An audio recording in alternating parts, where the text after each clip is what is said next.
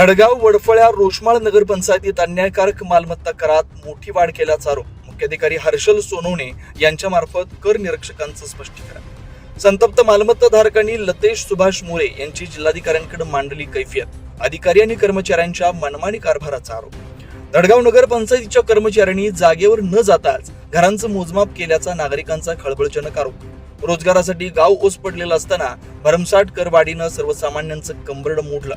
एकही स्वतःची शाळा नसताना धडगाव नगरपंचायतीकडून अव्वाच्या सव्वा शिक्षण कराची वसुली. मालमत्ता धारकांच्या संमतीशिवाय आणि स्वाक्षरीशिवाय कार्यालयातूनच परस्पर फॉर्म भरल्याचा धक्कादायक प्रकार. मोठ्या शहरांपेक्षाही जास्त कर लादल्यानं धडगाव वडफळ्या रोषमाळ भागात संतापाची लाट.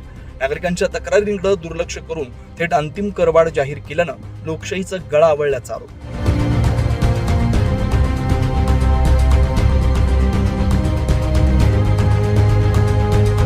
मी श्री रमेश गिरधर बहिराम, प्रशासन अधिकारी तथा कर निरीक्षक, धडगाव नगरपंचायत, तालुका अक्राणी, जिल्हा नंदुरबार. नगरपंचायतीची स्थापना 1/8/2015 रोजी करण्यात आलेली आहे. स्थापना झाल्यापासून सद्यस्थितीत म्हणजे अद्याप पाहतो नगरपंचायतीची कोणत्याही कराची नवीन कर आकारणी झालेली नाही. सद्यस्थितीत नगरपंचायतकालीनच कर वसूल करण्यात येतो आहे. आपलं ग्रामपंचायतकालीन नगरपंचायतीने नगरपंचायत अधिनियम 1965 मधील कलम 124(1)(2) नुसार प्रत्येक वर्षाच्या 4 वर्षानंतर नवीन कराचा सर्वे करणे, रिव्हिजन करणे आवश्यक आहे. त्या अनुषंगाने नगरपंचायतीला आवश्यक वाटलं आणि नगरपंचायतीने त्याच्यावर ठराव घेतला की बाबा नगरपंचायत झाल्यापासून नवीन करात लावणे आवश्यक आहे, दुरुस्ती करणे आवश्यक आहे.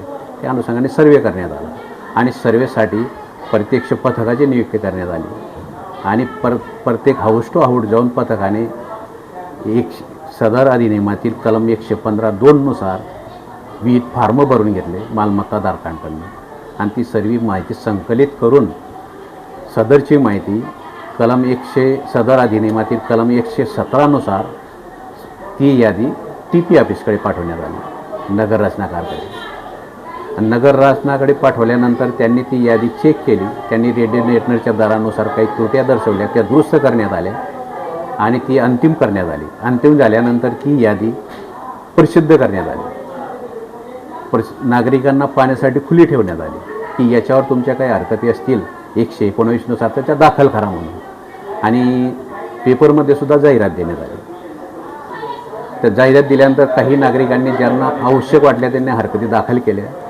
त्यानुसार त्यांच्या 120 अन्वये एक अपील दाखल होतं. अपीलला सुनावणीला त्यांना बोलवण्यात आलं आणि अपीलमध्ये त्यांना सुनावणी नगररचना अधिकाऱ्यांनी सुनावणी केली.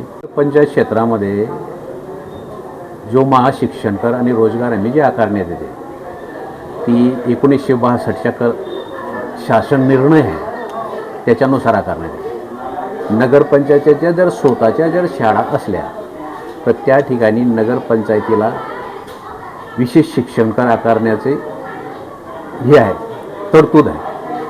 परंतु इथंच नगरपंचायत शाळा नसल्यामुळे महाशिक्षण कर हा शासनाचा कर आहे आणि प्रत्येक महिन्याला हा शासनाचा कर वसूल झाल्यानंतर शासनाला भरणा करावा लागतो. त्याच्यामुळे आणि तो घराच्या क्षेत्रफळावर असतो व त्याच्यावर व्हॅल्युएशन काढलं जातं.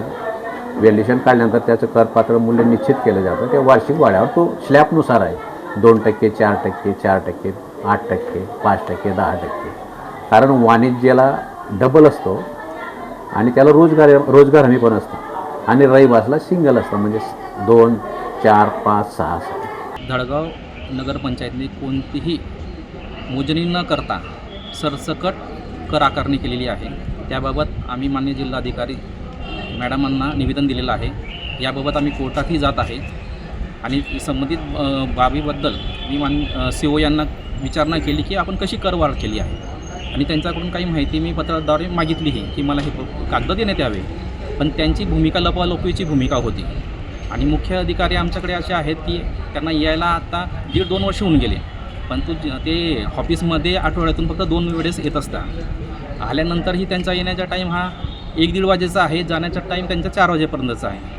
त्यांनी फक्त काही ठेकेदारांना आणायचं, त्यांच्या गाडीत बसून यायचं आणि त्यांची काही पैशांची वसुली तेवढी करायची आणि निघून जायचं. धडगावच्या नागरिकांसाठी त्यांना कोणत्याही प्रकारचं काही त्यांना पडलेलं नाही आहे.